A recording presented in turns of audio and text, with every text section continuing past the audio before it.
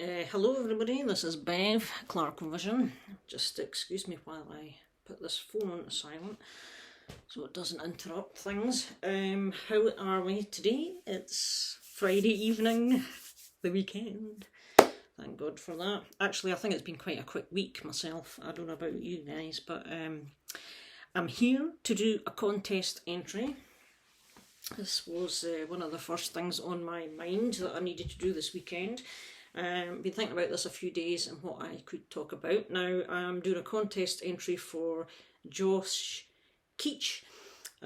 He has just recently reached the 200 subscribers mark. Well done, Josh, because it's highly deserved. Not only is he into metal music and collecting physical music, he's also a guitar player, which is ultra cool, quite frankly.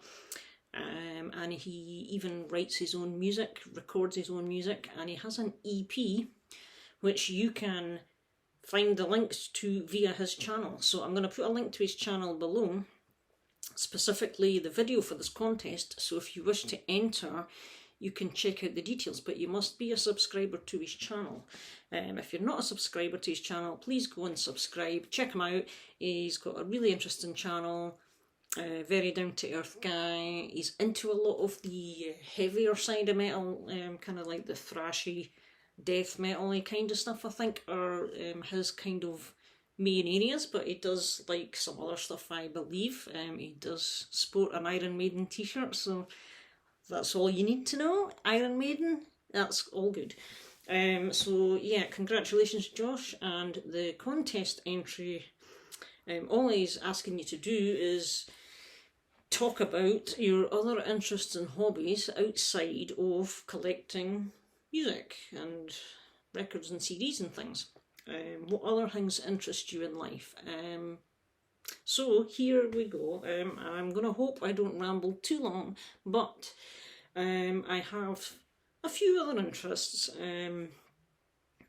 And one of them from an early age was photography. I do like to take the old photograph or two. Back in the late 80s, my granddad bought me for Christmas a really high quality, just a basic snapshot kind of holiday snap camera, but it was one of the good brands. It was a Canon Sure Shot, I believe was the model. It had an automatic focus and it had the 35mm film that went in it, which was kind of the popular one of the day. And so in the late 80s, I'd be about something like 11, 12 kind of thing. And this was my own proper camera, and from then I took it with me on holidays everywhere when I went visiting people, and I would take photos right, left and centre of everyone and everything. And obviously over time I kind of wanted a bigger and better camera, if you like, so I got one of the was it a Nikon I ended up getting, with the ones where you can put all the fancy lenses on the I don't know if LSR kind of cameras, I mean, I know now they're the DLSR or something because of the digital, but this was pre-digital as well. You still put this film in, the 35mm film, and had the zoom lens and all this settings that you could play with. So I got one of them and went to Florida, and again I came back with and this was in the 90s, 15 rolls of 24 or 36 exposure films from my trips to Florida. And when I got them all developed, as you did in the developer shops back then, hello Click and Boots the Chemist and people like those, picked them up at lunchtime, and I think I sickened my work colleagues when I brought them all in to show them because they couldn't believe how many. So photography, my current camera is one of these ones. It's a Canon EOS 60D, and this its last major outing when I went away somewhere was to Switzerland, Austria and stuff like that. If you're a Facebook friend of mine, you can check out some of these pictures, because I have photo albums from Alpine Switzerland holiday up there. It's about 10 years ago now, 10, 11 years ago. So yeah, I haven't used the camera as much in recent times. I think it's just an age thing. Getting older and not getting out as much with the camera and stuff, but that's one. So photography. Another one, the PlayStation. Love playing PlayStation video games. Again, back in the late 90s this time, the PlayStation came into our house. I bought my brother the original PlayStation for Christmas, and the game of the time was this one, Tomb Raider 3. This was out, so we got this game as well. And stupid brother decided to open the game before the console, and he was supposed to do it the other way around, and I had hidden the game, and he fished it out before the console. And so this gave him the clue that he was getting a PlayStation. But anyway, so this is what kicked off the PlayStation stuff. But before that, we had the Sega Mega Drive, and Sonic the Hedgehog was the game at the time prior to this. And then when this game came along, I played the PlayStation more than my brother, to be honest with you. Even though I bought it for him for his Christmas. He did use it, but I played it more. And I got really into this game. I cracked it. It took me a long time to play this game, to complete it, but I did. Even to the point where it was a very difficult game. Oh, there's my memory card. I don't have the PS1, the original PlayStation console anymore. Hang on a second, it's the booklet. There's the disc. But they had a game helpline. Need any help? So you would phone up this number, and they would basically tell you over the phone, they'd talk you through the game, and you'd go to the sections of the game that you needed help with. And honestly, I would do this a few times, and I'd ask my mum, of course, because at this point I was not the phone bill payer and all this nonsense back in the day. And I've even scribbled a couple of notes down with a pencil here. Far left, croc and lizard, it says there, and then wire. So these are just things I was noting down off the phone. But honestly, this game became my #1 game of all time. And it stayed my #1 game of all time from 98, I guess, or 99. Up to probably 2020 during lockdown, when I was shielding, because by this point I had the PS4, and it was just pipped to the post as in my all-time favourite game by this game series, the Uncharted game series. Similar kind of thing to Tomb Raider. Obviously you've got a explorer kind of person, hunting down lost treasures and God knows what. So yeah, and I just love everything about the Uncharted games. Fantastic stuff. So gaming, I'm not a serial gamer. Gaming it comes in fits and starts with me. I'll go through a period where I'll play the PlayStation for quite a while, quite regularly, and then after a while I'll put it down and I'll not touch it for months, kind of thing. I use my PlayStation to watch other stuff like DVDs and all that kind of stuff. But another couple of my favourites, the Grand Theft Auto trilogy, the first three, sorry, not the first, was it the first? Well, the first three on PS2 anyway. These ones were three of my favourites. That's a really good game I enjoyed. Ghost Recon, Tom Clancy's. That's the Wildlands one. I liked a lot of the World War II games back in the day as well. So there's gaming, there's photography. Other sports, I like to watch football, but only the English League and the German leagues.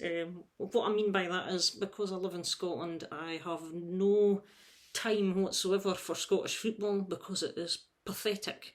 That's basically the skill level and the quality of the game at its highest level in Scotland is pretty shabby, to say the least, and it's just not interesting.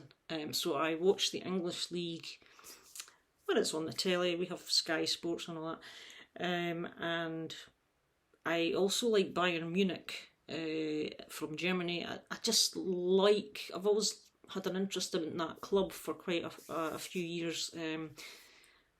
They came across to me as a very traditional club, very well run club, and you know, obviously they're they're the most successful club in Germany, so they're always interesting to watch. But so I guess you could say my two teams are, one Bayern Munich, and the team I follow is Arsenal from London. So this was the first Arsenal scarf I got. This is a 1998 scarf, and it's the home and away colours. Yellow and dark blue here, and your traditional red and white. That had the old crest. This, as I say, this was from 1998, the double winning year. And the second scarf I got was this. I got this one at the time, so it was a double winners from 1998, and under Arsene Wenger, his first major title. And because these scarves, you know, they're actually made in England, which is something you don't get anymore. And I had the jerseys as well, the JVC sponsored jerseys, and they were made in England as well. No longer the case. So here is these are Bayern Munich scarves, FC Bayern Munich, and you've got the badge on that one. This one's made in Germany, incidentally, funnily enough. And this is my other Bayern Munich. I think this was the Champions League one from a few seasons back, when their Champions League outfit was a black coloured one. I don't know if it's black again this season, but this is from a few seasons ago. And it's also their Adidas one as well. This is not a sponsored video. So football, and my other sport that I like is the MotoGP, motorsport bikes only. You can shove your Formula 1 out the window for me, sorry. I know, Josh, you like Formula 1, but I just can't get into that. It's not exciting enough for me. Where, you know, with the bikes you can get about 4, 5, 6 bikes turning a corner at the same time, or more even, depending on what, whether it's Moto2, Moto3 or MotoGP. But I love the Grand Prix motorcycling. I've liked bikes since I was a kid as well. I've always wanted a motorbike since I was about 5-year-old. Never had one. But yeah, Valentino Rossi, Marc Marquez. When I got into the bikes, watching them on the telly, Michael Doohan and Alex Crivier, Max Biaggi, Luca Cadaloro, these guys were all on the top team at the time, on the top racers at the time. So I like all that kind of stuff. So motorcycling and bikes. So and my other hobby is nature. I love getting out in nature, just the countryside. Anywhere where it's green, you know, woods, country, winding lanes, even a drive in the country is a nice thing, although don't really get too much opportunity with that these days. But where I live, I'm fortunate, there's a lot of green space in and around my city, and which I do appreciate a lot, and so it's never too far to go to get a bit of tranquil space surrounded by nature, you know.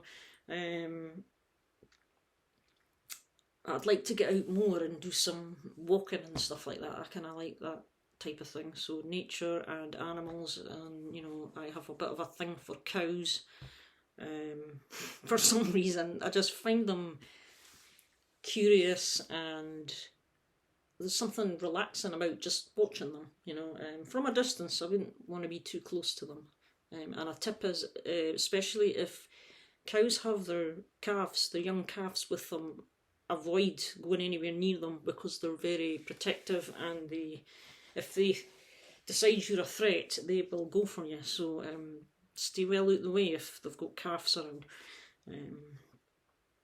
But apart from that, I just like them. I like pandas. I've always been into the giant panda since I was a kid as well, and dogs. So that's my kind of nature thing. So that's a brief, without trying to ramble on too much. In fact, just while I'm at it, see up here on the wall, I've got a picture. It's like a painting of some cows, and it's called the watering hole, because they're kind of standing around a sort of pond of water or something like that. So yeah, I picked that up at the Royal Highland Show one year, which is an agriculture, big massive agriculture show that happens annually here. So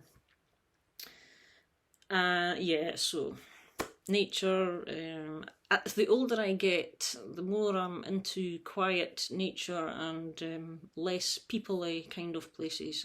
I'm not big on people and crowds these days, I have to confess. So there you go. Anyway, so, and my bonus, I'm going to show a few things just because I like to do that, dig through my, so what have I got here? Let's get my PlayStation games out of the way. Motorbikes. That is definitely a bike. Fury's new album, Born to Sin. There's another motorcycle, Jorn and Life on Death Road. So, quality stuff. Regarding the gaming thing, the video games, the PlayStation, I show this one. This is 220 volts. I think it's their second album, or is it their third? I think it's their second. The album Power Games, and this is like a handheld remote control kind of joystick type controller thing. Hence gaming. So there you go. My interest in photography. Def Leppard's photograph. This is the camera sleeve, Marilyn Monroe in the photograph, and this is the autographed one. You can ignore that one, that's Joe Elliott's autograph, and it's extremely hard to see, but Steve Clark did autograph this. And you won't see it because it's glossy, but he has signed this as well. You can't see it too well, but it is across here, because it's in black and black pen, but trust me, Steve Clark signed this. So there's the photography, and for nature, Dark Forest's new EP, Ridge and Furrow, brand new release. More on that one soon. Beautiful picture of the countryside and nature. And a bonus nature is Gotards, made in Switzerland live. Couple of cows in the meadow with the glaciers in the background. Switzerland is a beautiful country.